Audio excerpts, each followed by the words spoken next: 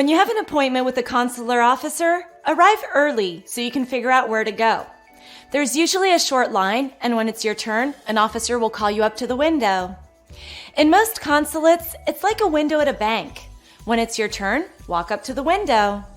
The officer will ask you a series of questions. Typically, the questions they ask you are the same 8 to 10 questions. They may vary a bit depending on the consulate and the officer. Every officer has his or her own style. When answering questions, be calm, confident, and personable. Make eye contact. Try not to get flustered with anything they ask you, and be yourself. Known questions and best responses. Generally, the first thing the officer will ask for is your passport. They may say, "May I see your passport?" or "Can I have your passport?" The way to respond is to give the officer your passport and to speak to them. Many people hand in their passports in nervous silence, afraid to say anything. Or they start fumbling, looking for their passports. Avoid annoying the officer who's got a line of people waiting by being prepared to hand in your passport. Give it to them with a short remark such as, "Here you go," or "Sure, here it is." This interaction will help you start the conversation with the officer. How long do you intend to stay? Keep it short and sweet. Give a simple answer indicating the duration of your stay. 1 week, 2 weeks, 3 weeks, 2 months, whatever the case may be. Make sure it's within your valid period of stay. Also, make sure you have a return ticket or a flight itinerary that reflects that. If you have a return ticket for a flight 3 months away, but you say you are returning in 2 weeks, your information will not add up. What is the purpose of your visit? Are you visiting for business or for pleasure? If you're visiting for business, you need to make sure you comply with the law. If you're here for business, you can't work for a U.S. company. You can go to meetings, attend conferences, negotiate contracts, or participate in training, and for example, you can play in a golf tournament, but you cannot work. Make sure you understand the rules of a business visit. If you're visiting for pleasure, tell the officer that. For example, you might be coming for a vacation to go to Disneyland or to see the Grand Canyon. If you say you are visiting friends, you might get into a tricky situation because the visitor's visa requires you to go home after your visit. Visiting friends may sound to the officer as if you don't intend to go home. What if I say I am visiting friends and the officer starts asking me questions about them, such as, is that friend a boyfriend or a girlfriend, and do you plan on staying and marrying them? Try to alleviate any concern an officer might have about your intentions to stay in the country. Be factual about your plans. If you're coming to visit friends, state just that. I'm coming to stay with college friends. Or I'm traveling with my boyfriend and we're going to visit our friends. Or I'm coming to stay with some of my mom's college friends. Or I've met these people online and I am coming to meet them in person. If you have rented a place to stay, tell the officer that. I'm going to an Airbnb. This way, the officer will know you're not just saying you're coming on a tourist visa while secretly wanting to get married. If you do have a boyfriend or a girlfriend in the United States, be honest about it. You can say, "Yeah, I'm coming to visit my girlfriend." They may ask you how serious you are and follow up with other personal questions. What if the officer starts asking me personal questions about my relationship? Tell the officer about the nature of your relationship.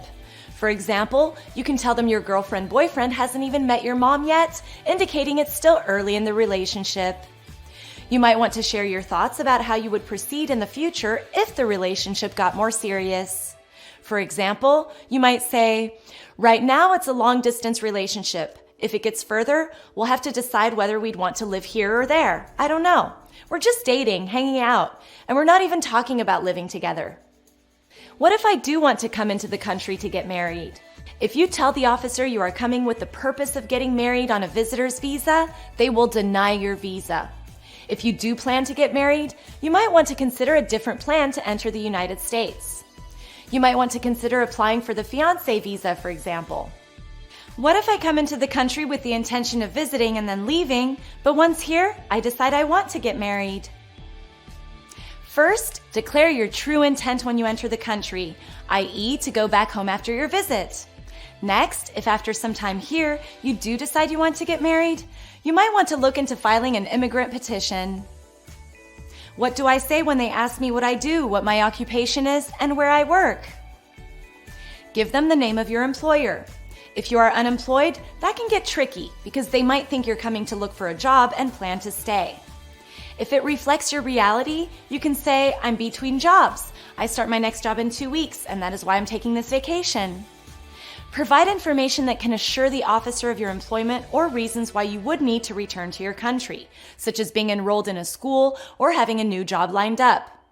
They need to see you're not coming here to look for employment and to stay here. How do I respond when asked whether or not I am traveling alone? If you are traveling by yourself, it's an easy answer. Just say, I'm traveling alone. If you're traveling with other people, let the officer know with whom you are traveling, whether it's your mom, your family, or your boyfriend, girlfriend. The officer might have some more follow-up questions, particularly if your travel companions are not there with you. They expect people traveling together to be in one group. If you are meeting a person with whom you intend to travel, tell the officer that as well. For example, my boyfriend goes to school there and I am meeting him to travel together. What do I say if I am asked if I have family in the US? If the answer is no, it makes things simple. You're done. You can move on to the next question. If the answer is yes, you will likely be asked follow-up questions. What are they trying to find out? They want to know about immediate or slightly removed family members such as grandparents, parents, kids, siblings, aunts, uncles, and cousins. You don't have to visit your immediate or extended family during your trip. If you have a cousin living in Nebraska but you're going to New York City, it's not a big deal. Sample response. I'm going to check out the Statue of Liberty, and I have a cousin who is in Nebraska, but I'm not visiting them. We don't see the officer having a lot of questions in this scenario. But if your parents and your sister already live in the United States, they might have some follow-up questions. They might think you're going to stay with them and stay in the United States. What if I am in the process of filing an immigrant petition, but I am visiting my relatives in the meantime? Let the officer know your plan is to get a green card. Because it's a lengthy process, however, that can take up to 10 years. You are visiting your relatives in the meantime, let's say once a year. The officer will see that your explanation matches the history of you coming in and leaving the U.S. What do I say if asked, have you been in the U.S. before? If the answer is no, perfect, you're done. If the answer is yes, tell them when you came to visit before. For example, you can say, I came to visit with my parents when I was a kid, or I was there when I went to college.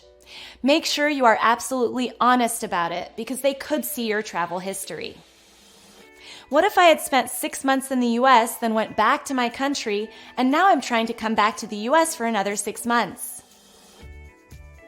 Because of the short break between your long stays in the U.S., it may appear as if you are trying to live in the United States. The officer wants to make sure you have no intention of living in the U.S.